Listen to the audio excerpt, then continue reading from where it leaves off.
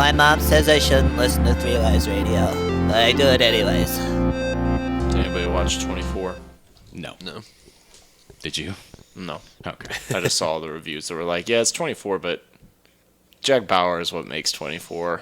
Yeah. So, like, this guy's fine, but it's not a... There was actually a good article that talked about why 24 was so impactful is because remember that, like, 24 came out 2 months after 9/11.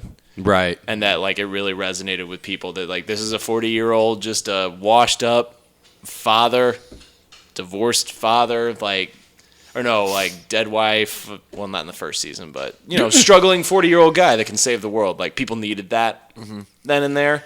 So it really resonated with people. Now it's just kind of like, okay, there's this guy. He does things. He does things and terror cells and, oh, there's a mole again. There's always a mole. There's always a mole. Was there ever a season of 24 without a mole? No, because the moles were so deep. You never knew. Didn't we cover this? Wasn't the mole the president one year? I think vice president. Because the president died. And so yeah. So then he became president. Yeah. So then the mole would be the president. Yeah. But it's like, he got to it. So it's not like the mole was like, oh man, it's the president. It's like, oh man, the mole became president. You were mole first. Then you're president. President second. Whereas if you start the show and you're the president, and then you're like, oh no, he's a mole the whole time. It's good writing. More moles, more true or false questions, and a little bit of cinema history on today's show. False.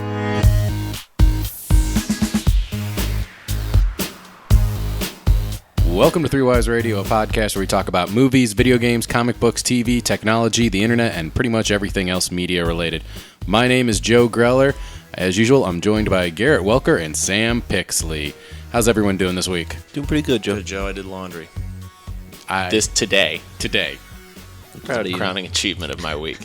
When was the last time you did it? It's been a long time coming, Joe. When was the last time you did it before today? I don't know. You know those laundry days, though, where it's like... You don't have to do anything else. This should have happened a long time ago. And there comes a boiling point where you're like, I literally can't live with myself if I don't do this today. Very true. Today's the day, so I can sleep comfortably tonight. There you go. Well, speaking of comfortably, let's get into some headlines. That doesn't make you comfortable starting the show? Yep. All right. In some video game news, if you've been keeping tabs on things like Reddit, Twitter, and Facebook, you have noticed that Terry Crews is really campaigning hard to voice the next Overwatch character called Doomfist. Has anyone seen his mock audition video for Doomfist? No. This is Terry Crews for Doomfist. First came the savior, the scourge, the successor. Me? I'm the shit. I haven't seen it. I play Overwatch. And I guess he'd be great. They don't talk that much. Get ready to hurt. Like, they talk, but, like, not a lot.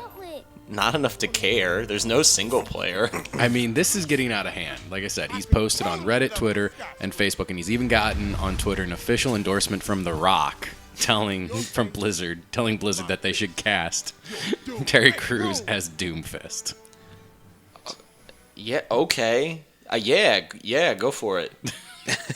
I just don't... Yeah, why not? I'm sure he'd be great. He'd probably be the most well-spoken of all the characters, just because they'd give him more lines, but...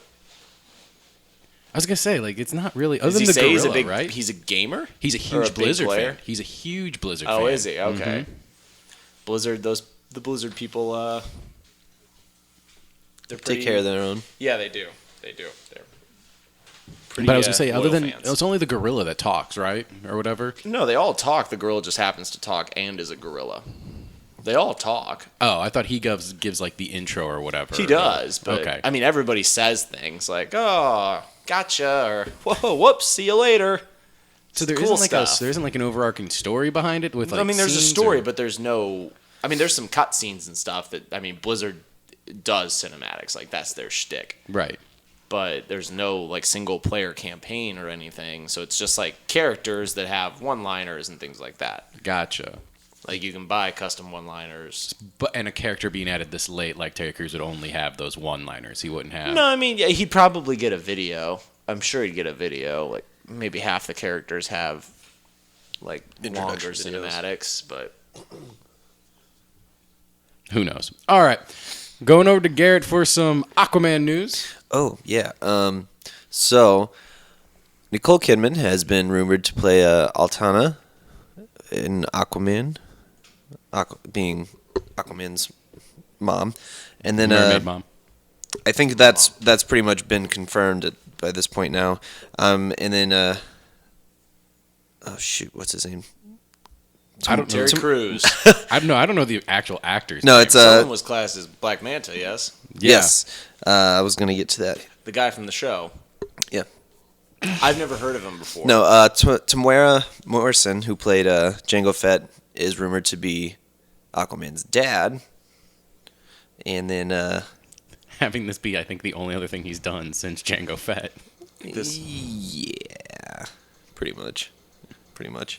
Isn't this movie still rumored to actually be happening? Have They had the actually first done like anything? cast pick and They're supposed to reading and start in everything. August. I saw the pic. We're just finally starting to hit the rumor cycle of this movie, I suppose. And then Very true. Yahya Abdul-Mateen II, who... Classic. The black guy from Baywatch.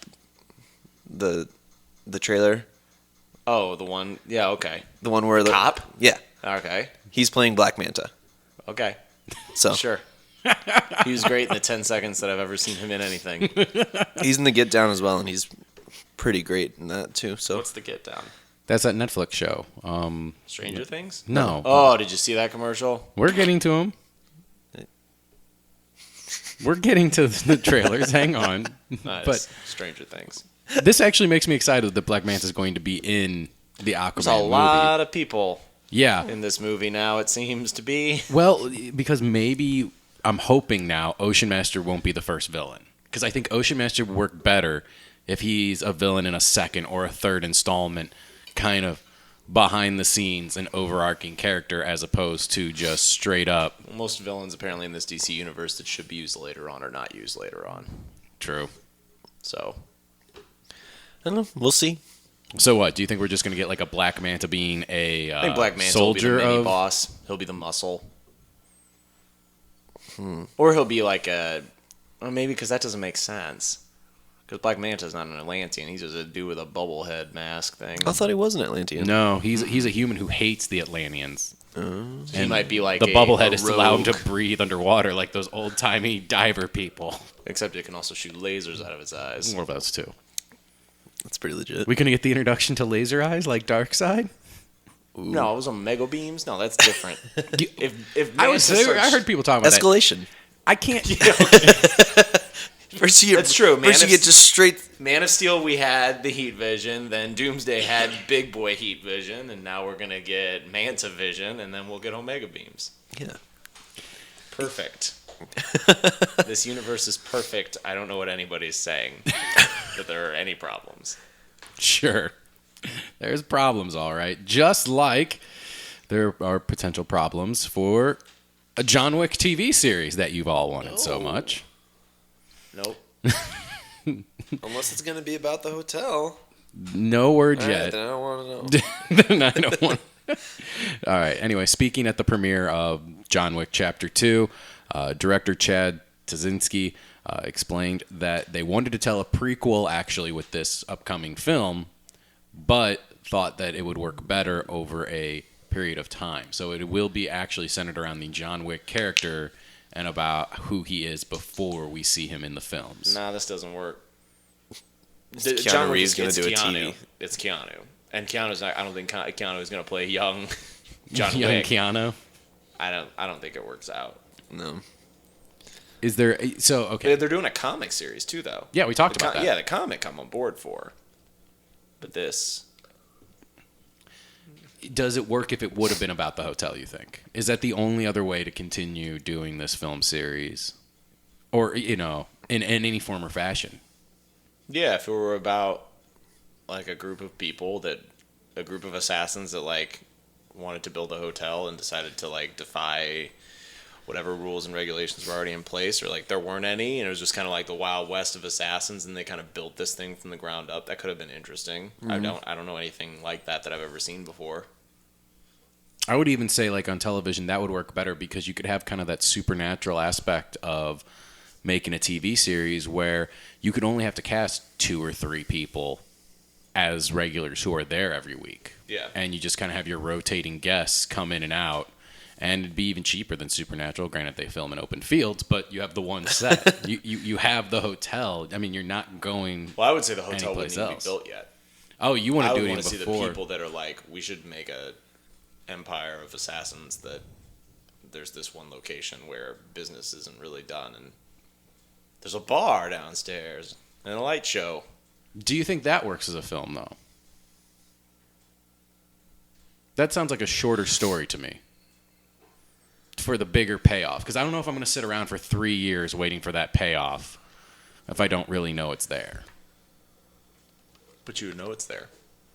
Because it's called Hotel. John Wick Hotel. Because it's called Hotel? I saw that show. Wick Hotel. It was called like ever 666, and it got canceled after 13 episodes. It's called Action Hotel.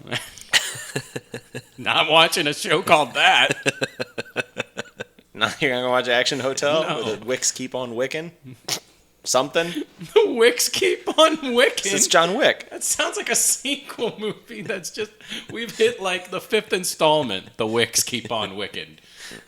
Yeah, that's straight to That's release. the one where he fights witches, I think.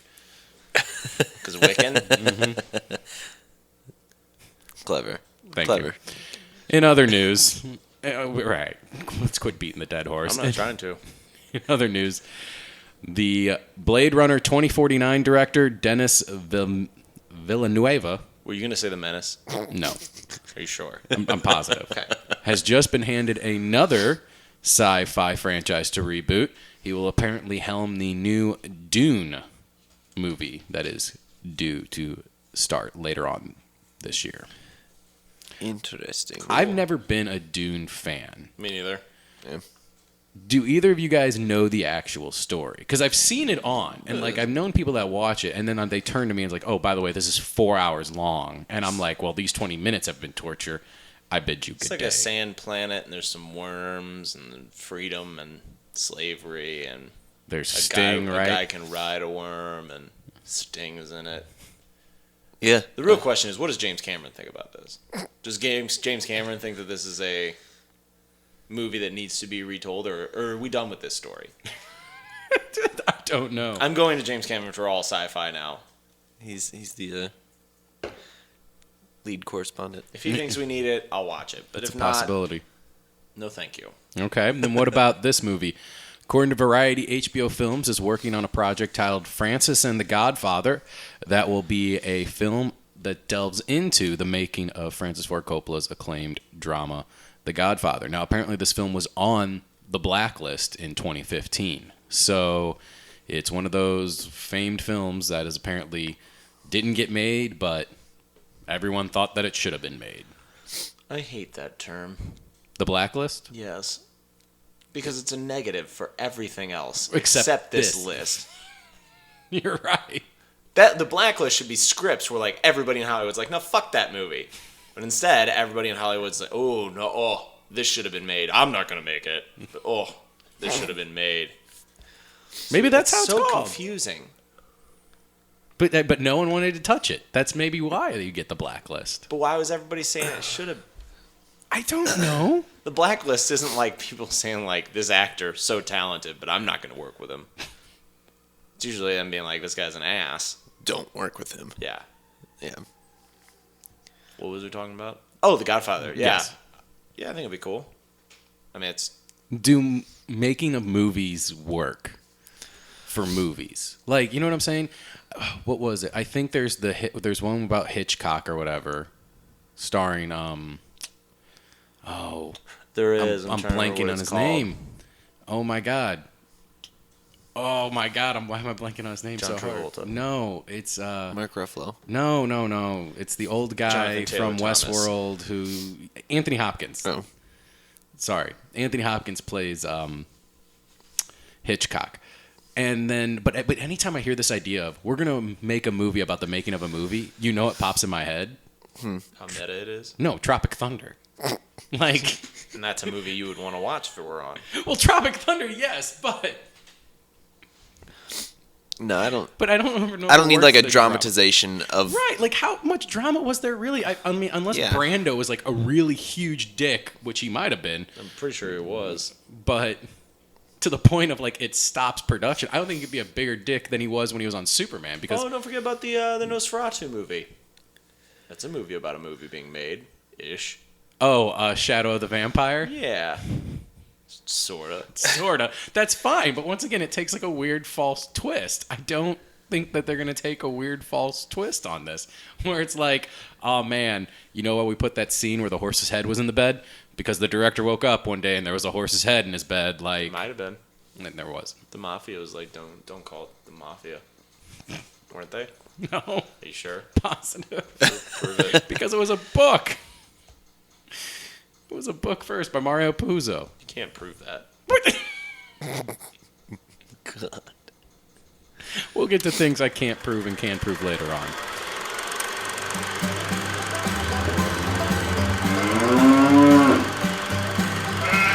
Trailer trash. We're going to talk about it now because that's the thing we do. Next, let's dive into a little bit of trailer trash because the Super Bowl was this past Sunday, Super Bowl 51, and no one cares about the game or the NFL anymore. Everyone just watches it for the commercials itself. It's not true, but okay. That's a 50-50 thing, and it always has been. That is true. How many times do you see people sit there and say, hey, anyone want to watch the Super Bowl? And then they have no idea what's going on because they don't care about the games. They just like the event itself. The place I was at the Super Bowl, there were two of us that were watching the game, and the other four people were just like, this is the longest game ever. Yes. See? And I was like, go home. Like, whatever. You don't need to be here. You're all in agony. Just stop it. God.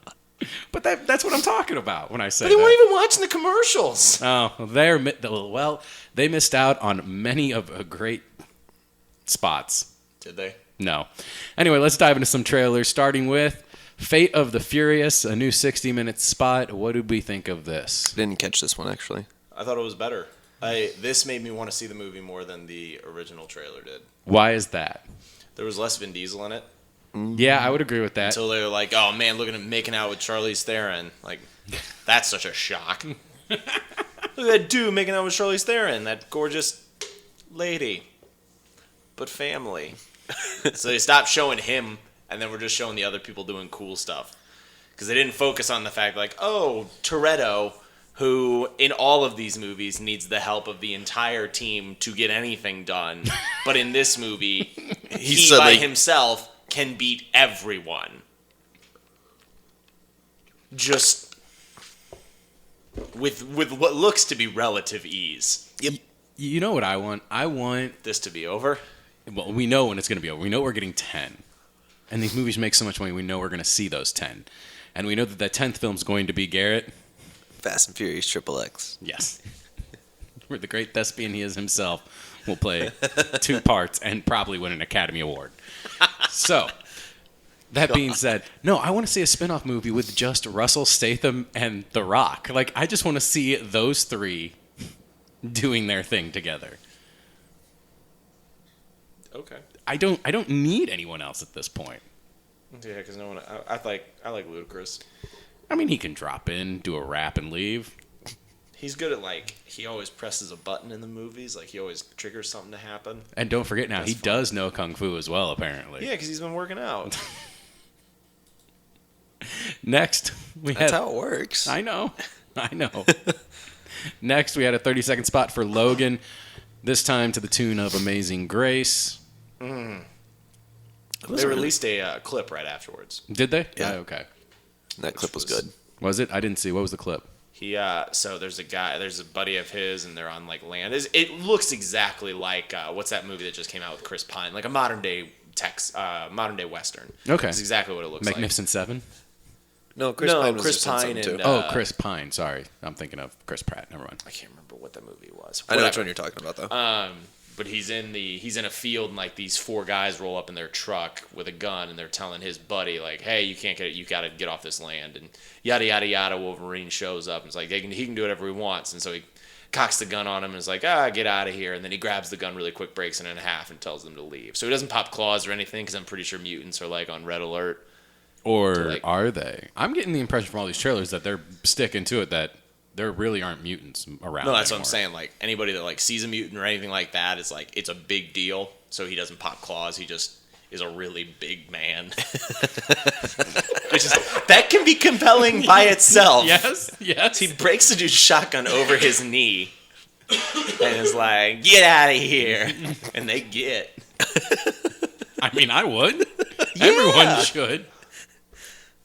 Yeah. So, still on board. Oh, it looks so good. Next, Guardians of the Galaxy Volume 2. I enjoyed this one a lot more than I have the previous Guardians of the Galaxy trailers. Because this one, I think, gave you the feel of same but different. Yeah. In a sense. We're no longer in like the 60s soundtrack and stuff like that. We're now in the more like 70s soundtrack.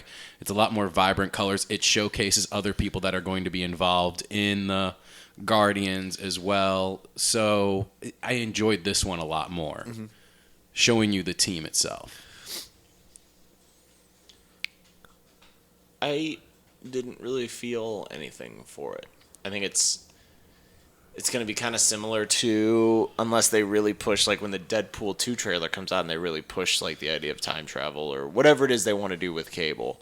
The idea that you had such a good thing. It's like the Casino Royale, where it's like, this movie's so good. This movie was so good by itself that it's really big shoes to fill, and I know they're going to try and tie it into the universe a little more, even though they keep saying, Gunn keeps saying, like, nope, we're doing whatever we want to do. It's just, I have high expectations for this film, so it's not like they're going to show me something that's going to get me really, really excited about it, if that makes sense. Yeah. Is there anything Marvel could show you that would get you excited for a Marvel film at this point? Yeah, Thanatos doing Thanatos? anything. No, Thanos. Who's Thanatos? No one. No, that sounds... Thanatos is the Greek god of death. Oh, is it? I play a video game with him in it. Don't worry about it. It's fine, guys. Thanos doing anything with anybody on screen. Okay. And just like, let's get this going here. Let's wrap it up. Yeah. Are there any Marvel movies you're excited for until Infinity War? What's coming out? Logan, Spider-Man, Thor, Black Panther, Captain Marvel. Yeah, Thor, because I think it's going to start wrapping this thing up. No, all of them. This one, I don't know. I'm just not... When does it come out? I don't even know. May, I believe. Yeah. I think I'm still just kind of riding on the Logan high. Like, this month. That's one thing that I didn't mention. Is that, like, let's keep in mind, like, this is the year Justice League comes out. We haven't talked about that this year yet, though. There hasn't really like, been anything, though, for a while. No, but I'm just saying, like... And it's not for another... Like, it's 20... I know it's not, but still the idea that, like, the Justice League movie comes out this year. Yes. When does it come out? November. Oh. It's like at the very end. Yeah. We've got, like, 10 months. But I like thinking that. It makes me smile a little bit. Good. Yeah, it'll probably be great. Speaking of Disney, Pirates of the Caribbean Dead Man Tells No Tales had a new trailer. This one got me, and you know what it is? You're showing a lot of Bardem. That's why these two trailers have been really good. Yeah. It's Johnny Depp has been minimized, and I'm almost getting the impression, and I hope that it is that it's going to go back to the roots of the first one, where Depp is going to be the central focus, but he's not the entire movie. And if that's the case, this could be really good. Yeah. Because the first Pirates of the Caribbean, regardless of what you think of the series, I'm sorry, it is a great movie. You don't need to apologize. I think everybody agrees with you. Mm-hmm. I just don't know if Depp's turned off people so much to the point where we don't even recognize that anymore. But the original Pirates of the Caribbean was a great movie, and Johnny Depp was used perfectly for that. Like, Jack Sparrow is a great character. They weren't beating you over the head with it. Right. But we don't need every 10 seconds something with Jack Sparrow. We just need it little pieces here and there. Yeah, and that trailer was really good until the point where, like, he was covered in mud, and then they showed, like, 3 different shots of him being covered in mud, like, spinning in circles, being like, oh, how did I get into this situation? It's like, every fucking time you're getting into this situation. Yeah. And not only that, did you see Orlando Bloom is starting to like crust over? He's got crustacean face. Yeah, he's starting Oh to yeah, become because he's one of those. cursed. Yeah. Because he's the new captain of The whatever- Dutchman. Dutchman, thank you. I think it's funny because I just found this online, but like Pirates 3 came out in 2007, and The Dutchman's not allowed to come onto land until every 10 years, and it's 2017 when this is going to come out. That's pretty good. I don't know if they planned that, but that's pretty good. They didn't. No fucking way. I think it's a funny coincidence. It is. No, that's great. So Next, speaking of fifth installments, this is a fifth installment that I'm just done with. I'll see it like I saw the last one, which is on my TV months and months probably after it comes out.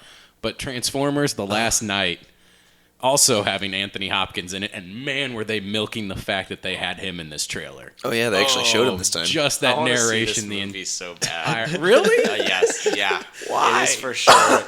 I'm not proud of it, but it is for sure a guilty pleasure of mine that I want to see this movie so bad. Why do you want to see it? Mark Wahlberg. Katie Yeager. Because it just It's just Mark Wahlberg holding yet again another gun that's way too big for a human to be holding. The only thing that brings me joy in this is if Wahlberg makes even one more after this. You will then have this conversation of, oh man, I love the Transformers trilogies. Which one, the LaBeouf or the Wahlberg Pre-Yeager one? or post-Yeager? I don't know, so Michael Bay, did you see his interview where he was like, this is my last one. I know after everyone I've said this is my last one, but this is probably it. So we went all out. Great. I don't know. I like the idea that it's like there's like Nazi Germany, there's King Arthur, we'll probably learn something about the Earth, like it's the center of who knows what's it's or something. Is but there any... Josh Duhamel? No. Oh, yeah. I forgot about that. Is there any, though, thing in the Transformers universe that we've yet to see? Unicron. Is that... It's the only thing we haven't seen properly, right? A good Galvatron. Also that. Okay. Because Transformers... Oh yeah, there's over my head. there's plenty of stuff. Okay. Microbots. Bumblebee hopefully getting his ass beat by Optimus Prime. please. We haven't seen that, and that looks like it's gonna happen. Microbots. Actually, it looks like Microbots. It looks like Galvatron or Bumblebee is gonna beat Optimus Prime for some Stupid ass reason. Sure. Well, they're the only two that's been in every one so far. So next, Ghost in the Shell got a 30-second spot. This looked really good. Didn't catch that one. She's a nice lady. The effects on it though look really good, where they're taking her face apart and like you actually see the machine that's underneath. Like, yeah. Yeah. I know nothing about this property, and this is the She's first time I've seen a trailer for it that actually got me Yeah, excited. because she's not a real person. No, I got that. Okay. Wait, you're talking about the character, right? Yeah. Okay, I'm like, What, Scarlett Johansson's a real person. She's the realest person in the world. She's a nice lady. No, it looks great. It looks very interesting, and I think you're going to get a lot of people that it's fun to watch a movie that's outside of my realm, so that when I see it, then I don't have anything. I'm not bringing any baggage with me into the theater, and then I know I'll be able to click on stuff online and see people saying, like, "Oh, this wasn't like the original what I read or watched." I honestly don't even know if it was first, if it was a cartoon, comic or if it I was know, at least, because it got re-released recently in theaters for like a weekend. There was like Was it a. an anime or was it a? It was like a movie. It was an animated movie, and then they continued a series out of it. Nice. So Next, Baywatch at a 30-second spot, more of the same, but I'm still on board. I don't like this premise anymore that, like we said, with Chips and other trailers that keep using it, but this one I'm okay with, and then after this, let's stop it. We've peaked here. Yes. And then Life had a 30-second I didn't spot. watch that I didn't one. catch that one either. Still haven't seen a trailer for this movie. Might not watch one before we see it. All right. I think you at least need to see the JFK one, because I want to get your impression on it as an Alien fan, as someone who's as big a fan as you are of the original Alien, because it screams Alien, the original. But I can't remember the last time I've seen a movie without seeing anything for it beforehand. Okay. And I could see this movie not knowing anything about it. All right. And then the last one we'll talk about, A Cure for Wellness. Did you like that it was a fake commercial? I did. I liked it. It's a little different. Yeah. Yeah. We need more of that, kind of like the Turkish Airlines from last year. There was a Turkish airline commercial this year. There too. was, and It was people Morgan were like, Freeman. I didn't like it at all. no, but people were like, Turkish Airlines, I've never heard of that. And it's like, did no one remember the Batman? Nope, no one remembered the Batman Superman spots from last year? Apparently Nope. not. Because I bet you Genuinely, 'cause people didn't think they were actually real. It was real, Right. yeah. I agree 100%. So they're like, oh. Plus, it's just like, we're in America. Like, you're not going to, like, oh, yeah, I'm taking Turkish Airlines. When? Where's there a Turkish Airlines? There might be one at O'Hare. Is there? I'm sure there's There's one in got to the be. big That's cities. like one of the biggest international. O'Hare, JFK, LAX. I bet you they're there. Right, but is it cheap? I don't know. Do some Probably research. not. I would assume that it's expensive. So whenever I see that, I'm like, that's luxury. I'm not I with don't have that. luxury. Same with I the want a bag of peanuts. the same with the Jennifer Aniston commercials where she's like in the 2-decker plane. It's like I'm never gonna be able to afford a plane like that. I do want to like go on one plane ride like that. I do want to have Yeah. like, that huge luxury. but where I'm it's never like- gonna be able to afford it. It's not about affording. Nah, It's about how bad you 2 want floors. Nah. it. No, man, because if that plane goes down, I'd that's walk- like I I'd want to walk go up- on a plane that you can have snakes on a plane. Like I want to be on one of No, those because planes. I'd walk up those steps and just be like, this shouldn't be in the air. this just shouldn't be happening right now. I get like a plane is flying, but like when you can increase your altitude just by going to a different part of the plane. I don't like it.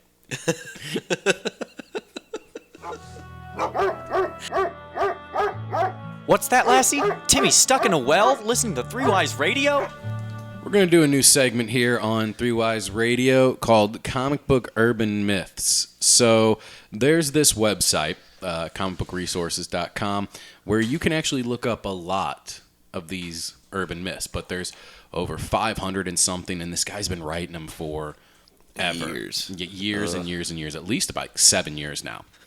And how he got started is he eventually looked up the truth to, was Superman a Russian spy? And it was false, but it was along the lines of there was reasons to believe why it could have been true. So you kind At of the delved into time. detail. Mm-hmm. Gotcha.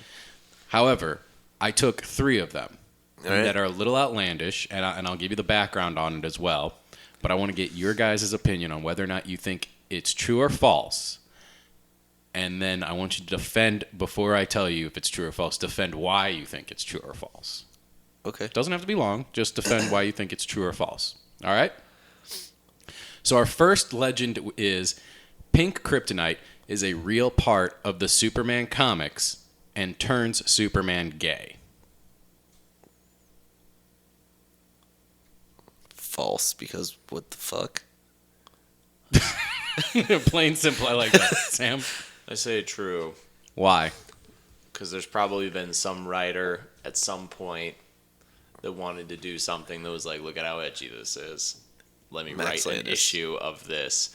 And then somebody was like, no, that's ridiculous.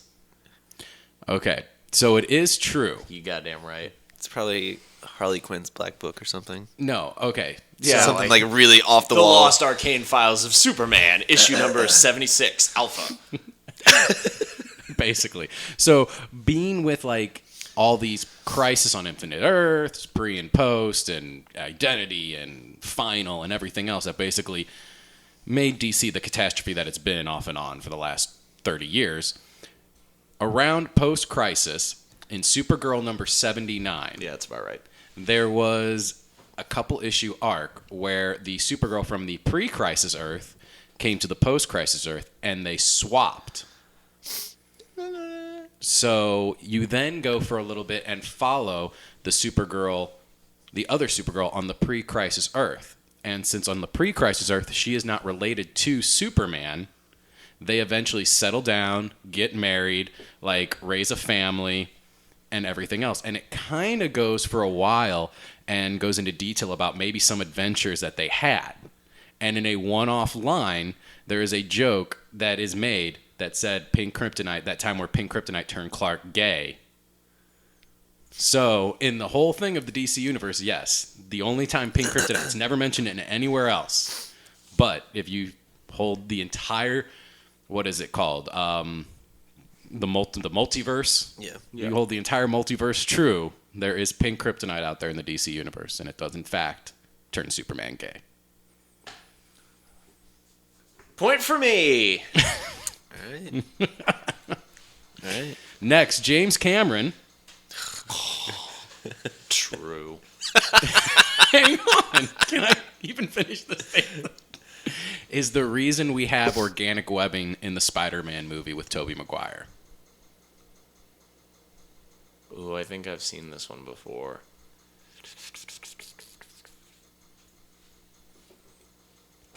True. I think Because he's Cameron? no, I think that he was in a meeting with who's the director of it? Sam Raimi. Sam Raimi. Yeah, I think they went golfing or Some shit. art, something, or did something together, and he was like, "Well, wouldn't it be really cool if it was he could just squirt stuff out of him?" And he's like, "Yeah, no, but okay. Do it anyways. You're James Cameron, and you've got great ideas about Everything. ships sinking." I'm gonna say no because fuck James Cameron. Sam is right again. Oh, It is true. But it's true because in 1992, Cameron was actually chosen to helm what was going to be originally the first Spider-Man movie. And it goes into, and it kind of shows how James Cameron loses interest in a story because he writes a treatment for it, but it's a very detailed treatment, in which case some of the movie is just summed up via sentences, but then other scenes there's full-blown dialogue and actions back and forth of things that he definitely wanted in the movie. There's also storyboards in the movie in the beginning. And then as the movie goes on, there's just descriptions of what the storyboard should be and then nothing. he loses interest. Exactly. However, there are two vivid scenes from Cameron's treatment that stick out. And they're both really sexual, sadly. Nice. There's one that after Peter gets bitten by the spider, he wakes up to find the sticky organic web substance just all over his bed. So a wet dream joke. Yeah. And then there's a weird one where he peeps on MJ for no apparent reason, and they end up having sex. And it's just very, very disturbing. But flash forward to 2000-ish, when they're prepping now the new Spider-Man film, the executives still love the idea that he has organic webbing. So they tell Raimi to just tone down the science bit a bit because we got to tell all these other things. We can't go Let's them get rid of an element. Yeah. So that's how we eventually get, sadly, the organic webbing in the original Spider-Man trilogy via makes James sense. Cameron, Wet Dream. They don't have to make him smart. Then Tobey Maguire can just play a goober with glasses, which is essentially what his Life is. Peter Parker is, isn't it? Yeah. Yeah. Just like a that is. goob. Think about it. That's all it is. He takes pictures. He takes creepy pictures. He's barely a photographer in those, too. He is, but... But he's not. Right. He takes pictures of MJ holding stuff. Yeah. Yeah. Yeah. Have they updated that in the Spider-Man comics at all? Because now you have cell phones. You know what I'm I saying? mean, now he's the CEO of a company. He doesn't need to do take the photos. photography anymore. He's a scientist. Oh. He's the new Tony Stark. Is he really? Comics, Essentially. yeah. Parker Industries Yeah. is huge, multinational. Do you like current Peter Parker? Do you think Peter Parker should always be... Because it seems like everyone else is stuck in a constant state of how old they are. That's why they brought but- Miles Morales in, so Miles can play the old Peter, which is angsty teen that you relate to him because he's got teenage stuff going on, and now Peter Parker is the mogul. Because you got to grow up at some point. Yeah. That's the only part of making a teenage... the kid has to grow up. You can make Captain America kind of old for mid-age forever because you're okay to accept that reality. But for a kid, because half the stories are about growing up, it has to lead to something. Unless for some reason South Park has been able to stabilize that for so long. But They advanced grades once in South Park. yeah, and that's it. and what a moment it was. Yeah, after 3 years. And But then- no, I think a lot of people are kind of he's lost kind of interest because he's less relatable now. okay. Yeah, Because that's something I'd now like he's, to see. now he's doing shield level shit where it's he's trying to stop fucking Global terrorism. yeah. Do you think we'll see that then maybe in the new movie? Because like I said, I want to see like where he has to take pictures of himself, but now he can just use a fucking camera phone. Like you can just set it up and web a camera phone. Exactly like that. And he'll probably still have like an SLR or something. Maybe. Probably have some fancy gadget from Tony Stark Probably, yes. to take pictures of himself with. All right. Our last comic book urban legend is also Spider-Man related because I want to give Garrett a fighting chance. So, does Pathetic. anyone remember the Spider-Man Unlimited series on Fox? Yes. That came after the animated series. Yes. But Okay. before 2099. Well, here's the thing. That Spider-Man Unlimited series was originally going to be a Spider-Man Wait. 2099 cartoon. Yes. True or false? True. False. 'Cause Wait. if it's true, shame on you for picking 3 trues. I'm making this personal. True. It is false. Oh, God. I'm so...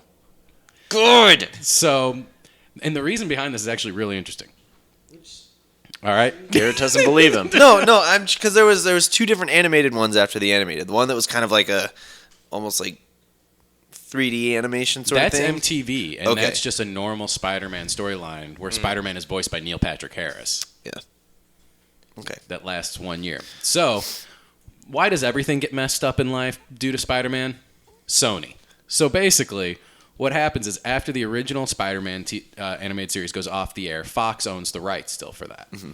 Now, Fox and Sony were in the middle of exchanging rights when Spider-Man, Unlimited. when the movies were starting Okay. up and Spider-Man Unlimited debuted and everything else. So what happened was Sony now owned the rights to Spider-Man and all the stories within the Spider-Man universe. Fox just owned the rights to use Peter Parker and Spider-Man as a character. But they couldn't tell any of the Spider-Man stories, couldn't use any of the classic Spider-Man villains, couldn't do anything with it. Now, this is even before 29. Now, while 2099 was a thing, the reason they set it in the future is because name another cartoon that debuted right around 2000, set in the future, that kids loved. In what year? 2000. Batman Beyond. Exactly. So they He's not thought, Scarecrow. He's Ghoul. right, Ugh. voiced by Michael Rosenbaum There you go. True. with a Christopher Walken accent. That's true. Ghoul. Crowning achievement. So basically, that was their way of Fox combating kids' WB's Batman Beyond, was to take their Spider-Man and set him in a 2099 They universe. failed. Sam wins this round 3-0. I'm Yeah, sorry. I mean, it's fine. Undefeated. I retire. You retired? On top, after a big sweeping win. Yeah. All right. Well, testing their knowledge of stuff is not quite done. We're going to take a look back at AFI's 100 Greatest Films because that list is now 10 years old. And I want to take a look and see if I have a theory that cinema only started 40 years ago. And now for the smooth sounds of Three Wise Radio.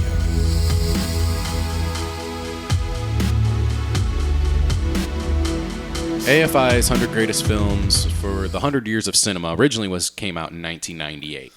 However, they then updated it 10 years later back in 2007. Flash forward, we are now in 2017, and the list has yet to be updated again, and no word on whether or not it's going to be updated. Pretentious. I just think it should be updated, at least, because there is no film on this list post-2000. There is nothing on the list post-2000. However, Interesting. that being said, I think it needs to be updated for one reason and one reason only, is that our generation believes that cinema began 40 years ago. Talk to anyone, whether they quote movies, talk about their favorite movie, talk about movies they love. They never really name a film pre-Star Wars, which came out in May of 1977. Is it that they believe that cinema didn't start before Star Wars, or they just don't That's just where watch their movies knowledge- that are older than Star Wars? Subconsciously. A bit of both, I guess. Subconsciously what? Subconsciously believe that it starts in 1977. I mean, if you don't even acknowledge it, look into it, or anything, don't you kind of believe that that's when something begins? He's not wrong. No, because, like,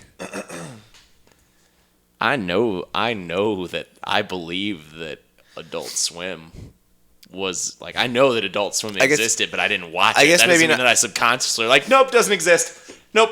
I guess maybe not cinema in general, but like modern cinema. Oh, okay. Is that I didn't even better? think- yeah, that could be Is an that- interesting way of putting it. Modern cinema. But, I mean, name a movie Jumanji. in the 90s. You gotta get these questions out fast. Name a movie in the 90s? No, hang on. I'm just finishing You this. gotta get these questions out fast, Joe. This is rapid fire round. This isn't rapid fire round. I This don't is know a the- round I don't table know discussion. the rules. This is round. It's a round table discussion. But name a movie that you love, that you Pocahontas. watch religiously, or that you know a lot of because you used to watch religiously, that came out pre-1977 in Star Wars. Citizen Kane. You guys watch that religiously. Religiously. Can you tell me the religiously. story of Citizen Kane? Rosebud. That's not the Media story. Nope. Media mogul. Nope. Yes. Kind of. No, Yes. no, yes, media mogul. Kind of. No, that's exactly what it's That's about. like Rise, saying- rise to glory, and then he's on his deathbed, and he's like, Rosebud. What does he mean? Oh, it's going back to simpler times in his childhood. Funky shots. Look at how big this window is. Yeah, I know what Citizen Kane is. Okay, that's better. Just greatest saying movie. media mogul, that's like saying... He's a media mogul. I mean, but that's like saying, It's what's, like said what's die- Superman about? Reporter. Like, I mean, I No, just can't that's do like that. if you said Die Hard and you said tough as nails cop. You'd be like, yeah. Yeah. Die Hard, Christmas movie. No, tough as nails cop. Talk about the lead character. Transformers 4, Cade Yeager. Inventor. Orson Welles. Not what Transformers 4 was. To you. This is the problem with subjective stuff. It's real subjective. All right, what's the point of this roundtable discussion? Take it home, Joe. The point of this roundtable discussion is I want to either see if I'm just way out there or if, it's just on me. But, like, honestly, so you guys have watched Citizen Kane, clearly. Yeah. And seen it. Yeah. What other movies pre-1977 have you watched? Or, like, what's a movie that you know that you go back and you have to watch it? Like, you love a movie name a movie you love that's in black and white that you watch. Like, I get it. You guys have seen Citizen Kane, but I don't think you guys really enjoyed Citizen Kane or love Citizen Kane or seen it more It's than getting once. a little pretentious, Joe. I know. I'm just stating facts. I did enjoy Citizen Kane. Did you? Yeah. Okay. I don't like, what's that Christmas movie? It's a Wonderful Life. It's a Wonderful Yeah, Life. fuck that movie. I don't like that movie at all. Same. That was pre-70 whatever. Harvey. Okay, we're sticking on the Jimmy Stewart train with the imaginary giant bunny. It wasn't imaginary. It was real. Okay? Watch the end of the movie, and it's real. It's able to manipulate material and open doors and shit. All Hammer horror movies. Hammer horror movies. Yeah. Universal movies. I watched all those. When's the last time you watched them? Okay, so what do I watch movies pre-1977 like every year? No. If someone were to What's- suggest a movie pre-1977, would you watch it? Sure, nobody suggests me movies now anyway because I don't hang out with many people. But no, I'm because this is only going to keep growing. Like, I mean, we're going to hit another generation and another generation, and this is the first time that we actually see a second or third generation come into not only movie making but be alive for movies being a thing, like this being a form of entertainment. You think for years, plays and theater, the same plays were done to a certain extent over and over and over again. You have still the classic musicals that are redone on stage They're over and still over and going over on again. Broadway. Yeah. So with film, though, things get recycled so much every year, and now we seem to be in the franchise stuff where it's almost like an ongoing television series just about playing out in your movie theaters. That happened before, though. Like, there used to be Saturday morning serials that would always be played out before, like, the actual movies. So at what point, getting back to this AFI's 100 Greatest Films, not only do you have to readjust what are the 100 Greatest Films according to the American Film Institute, but also, like, when do you accept that, like, what your children will eventually talk about and see as a great movie? Like, your kids may never see Halloween. I doubt it. I know your kids will, but your kids will probably have friends that will never see Halloween. Dude, that's life. No, I understand Yeah. that, but we're talking about a creative form here. We're just talking about, like when do these things go by the wayside and they no longer truly matter, or their influence keep being felt. You don't understand what I'm saying? Like, I think it's anything after probably like 40 years. Like pretty much the spectrum that you're at now is when you were born and a movie came out 20 years prior, unless it was a global phenomenon like Star Wars, it's probably going to go by the wayside because you grow up as a kid and you like your parents and you think your parents are super cool and you want to do anything that your parents do until you become old enough to make your own decisions, and then you want to go against whatever your parents do. So then they say, oh man, these movies were the best. You're like, no, Dad, this movie's the best. So it just, like, I think that's just kind of a cyclical thing. okay, so I mean, will we eventually get to the point where AFI forever has had Citizen Kane as their number one film, by the way? Yeah. But will we eventually get to a point where we won't care about Citizen Kane? Or we won't care about Gone with the Wind, The Wizard of Oz? So I think the only thing that has going for it, and this is kind of what you're touching on maybe, is that this medium is relatively new. I mean, it is in the grand scheme of things. That- Even that in the form of those entertainment, movies- like poetry and books and... That those movies still get nods because they helped sculpt cinema. So it's more than just story, it's what they were able to do. Like Citizen Kane introduced different shots, different right. types of things. Like it was more, you could almost do a list of most, instead of like best movies, most important movies. Like Influential. that would be a more Yeah. accurate list that I would give a shit about from AFI, saying like these movies were pivotal for what movies became. I don't care about what their opinion on how good a movie is. Citizen Kane is not the best movie that's ever been made. Shaun of the Dead is. So that's I think if you could say what are most important, I think that's still subjective, but a little less subjective because you can start to get into some elements. You can have a criteria that you can have to get be into met. some elements of what was introduced. We know this was introduced because movies for decades past put it on there. That's why if you would do that, the most important movies like The Matrix would be a lot higher up because it helped cultivate a genre for 20-ish years. And who knows what it's going to keep doing. I think it's kind of moving away from that now, but that's a criteria I would actually care about. Agreed. Are there any movies that you could think of off the top of your head then? You understand what like I just don't like at what point do we sit there and say like I don't think people are going to go back and quote like not quote but like think of The Wizard of Oz or Gone with the Wind or maybe even Space Odyssey to a certain extent, 2001. You know what I'm saying? When they're thinking about at what point is it not because you'll hear this eventually. I know you will because I hear it on other things. I'm just blanking on like a specific example. But the end of Space Odyssey, that is all silent. And it goes from making noise to just silent, trying to get your point across. When we say silent now, we think of that. You know what I'm saying? When you think of something that goes through of a silent film, you think of Space Odyssey. You don't even think of the silent film genre anymore. Or you don't, you know what I'm saying? At what point will we forget that and then move on? I understand 40 years, but doesn't that kind of get into like the pretentious thing of not realizing what came before you and everything else? Thinking that, attributing credit when something was invented to something else down the line. That's where I think we're headed with cinema. Attributing credit to something else. Because feasibly, like, we could sit down and film a movie to the scale of that happened in the 30s. You, me, just about anyone can do it. Yet we don't. Or we don't think that it's possible. Or we don't try to. We think that, like, no, everything's got to have, like, the CGI effects. It's got to have great visual effects. When practical effects are still a very real thing, but we just kind of throw them by the wayside. And then when a movie comes out, we're like, man, great use of practical effects. Like, you know what I'm saying? Like, the creative people who always want to strive or try to be in this industry don't think of the way to, the way to do things. Or like dance, Singing in the Rain. People mentioned that lately because of Debbie Reynolds dying. Mm-hmm. But when was the last time we heard Singing in the Rain mentioned about its great dancing choreography prior to Debbie Reynolds dying? I mean, now it's all about whatever. Step Up.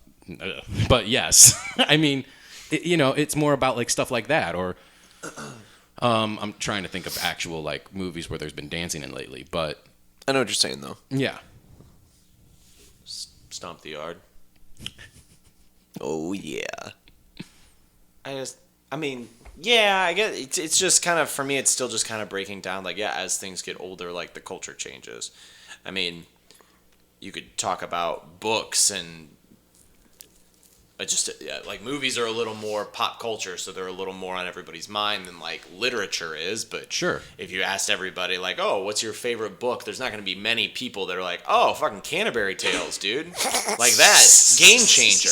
That movie was that book was a huge game changer, but it's like, that's not what everybody's favorite books are. So it's like, yeah, that's just a medium that's had way longer of a lifespan. Like, if this track record continues and film maybe something someday that's viewed in as high esteem as literature, then we'll still probably have, like, they still show, I saw Citizen Kane in high school it was in like an English class or something. They were just like, hey, like, let's watch this. Because it's a new type of media.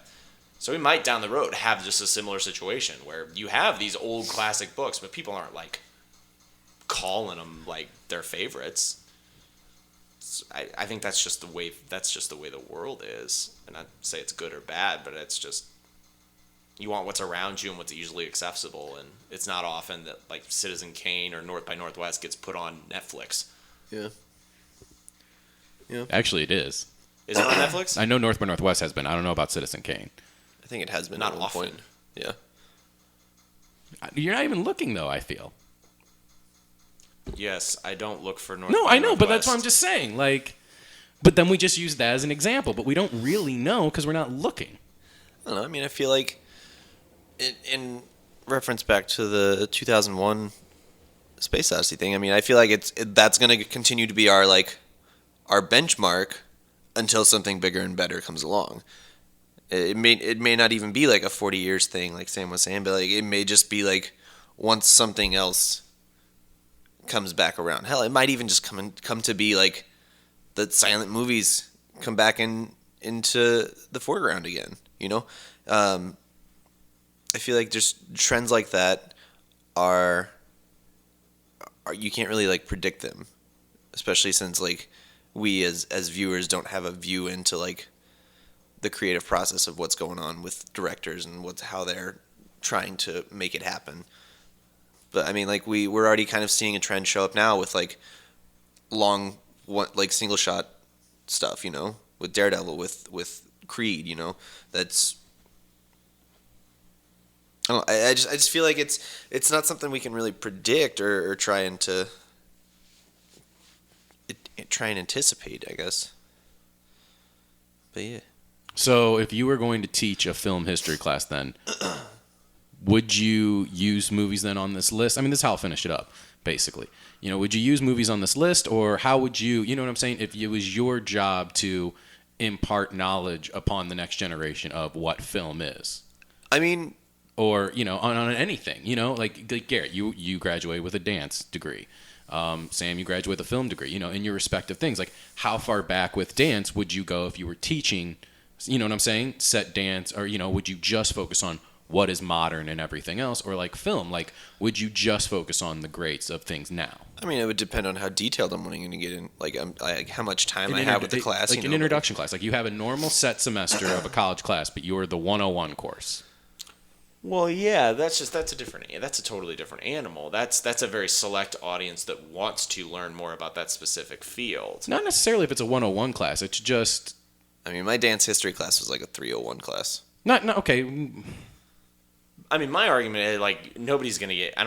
There's not many people that are thrown into if there's, like, someone that has to take a credit or whatever for a specific class, and it's like, oh, I can either take radio or dance or... movies, they're still making the choice of like, oh, I'll do the intro to movies one because, I don't know, I like movies, and then maybe they'll learn something. But like that's still a select audience that made that choice to learn more about that industry, at which point you would show Citizen Kane. Like I'd show Citizen Kane, then Beauty and the Beast, then Matrix, because you got to mix it up. Otherwise, people are going to get bored, and you can talk about different things and kind of learn from different generations and things like that. But you would teach... That's a more selective audience than like everybody that's got a Netflix account. Because why would somebody want to pull that up? It's like, oh, because it's classic. But I just want to eat my popcorn and see things blow up. There's nothing wrong with that. I just think if you want to learn more, that's something that you will eventually that you'll do. Kind of covers the same. Yeah, I mean, I'm in the same train of thought with that. Like, I wouldn't go down the list of their top movies. I would want a kind of more of a list of like influential movies, and then pick down the timeline through that. So, but I don't know. I believe my professor in college had like a list of 50 movies, and then he had everybody in class vote on the ones that they wanted to do. He picked 3 himself that were like his choice. Like, you're watching these movies no matter what, but then the rest of them, he took like the top votes of each one, and then they all had some kind of importance, but then we watched those. Interesting. I like that. It's really cool. All right, so I guess the answer is it really, to a certain extent, will never be solved. Like, you'll have people that will always look back on it, and you'll have people that just never will. It's the same as literature. You'll have people that are reading the classics, and that will be super important to them, and there's a hierarchy. Like, there's literary scholars, there are film scholars, like, those lists are going to exist. But I don't think that it's not their job to say what movies are the best, because that's an incredibly subjective term. It's what movies are the most impactful to the medium. That's so different. As usual, we end every episode with what's piquing our interest, or we just say what's piquing our interest. Garrett, what's piquing your interest this week? What's piquing my interest this week? A couple stills of Defenders stuff came out. I don't know. That's showing what? I don't know. It's got me interested, but not like excited, sort of thing. It's Jessica Jones and Matt Murdock walking in the street talking to each other. So proof that it's actually still happening. Yeah, it's still happening. I'm kind of more excited for Iron Fist, which comes out in 2 months now, right? I need to see Iron Fist. We haven't still really gotten a trailer yet for that. Did we? Yeah. Yeah. Oh, okay. I completely missed that. Because it was the same. It was right around the same time that they did the Defenders trailer, and it kind of like went under the radar. See, that's bad marketing. Because you got a guy who's very prominent going to be in your Defenders. Do you think they should have worked their way up? Like maybe given a few more seasons to other shows before we got the Defenders? No. Like we have a second season of Daredevil, and that obviously led to the Punisher. Like at least with like the Defenders, like I would have almost loved to see like kind of like the rise up, like.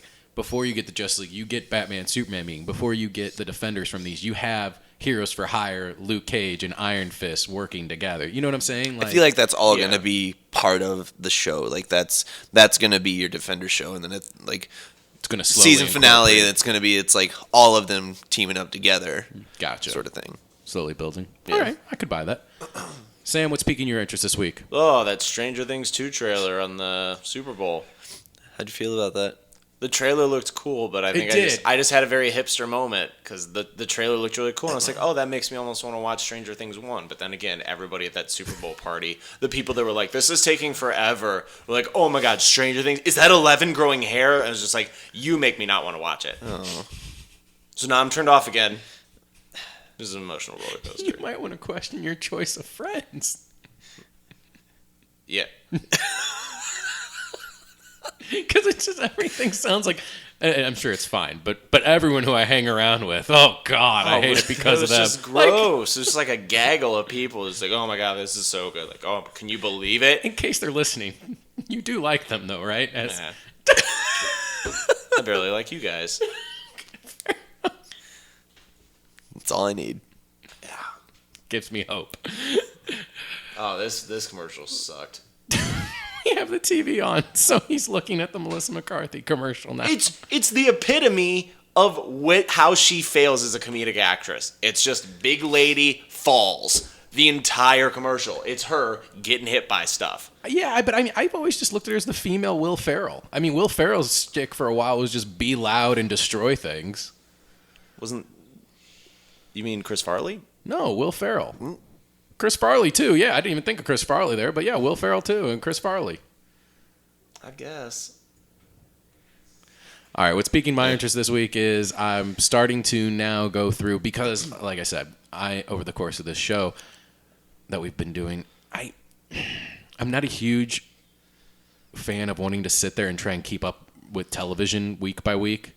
Like, the amount of superhero shows that's been on TV makes me look at television like paperwork and I don't want to look at my entertainment as work. Yeah. So now I'm going through Netflix and finally going through my queue, and I'm going through old television shows or shows that I really wanted to watch for a long time but haven't been watching. Are they shows pre-1977? No. Okay, just checking.